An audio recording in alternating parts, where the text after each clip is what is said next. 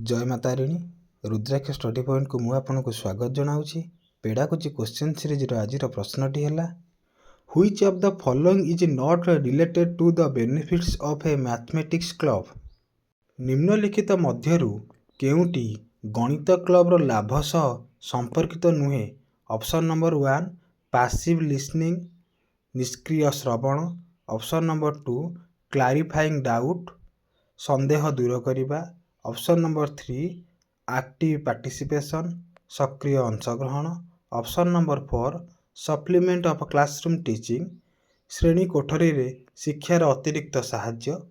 देखिबा यार सठिक उत्तरटी कौन होची। यार सठिक उत्तरटी है ऑप्शन नंबर 1 पैसिव लिसनिंग निष्क्रिय श्रवण। गणित क्लब जेउठारे छात्र छात्री माने गणित विषय रे अधिक आग्रह और ज्ञान बढ़ाइबा पई विभिन्न कार्यकलाप रे अंशग्रहण करथांती। गणित क्लब द्वारा छात्र छात्री माने गणित रे आग्रही हुअंती और सृजनशील कार्य करती।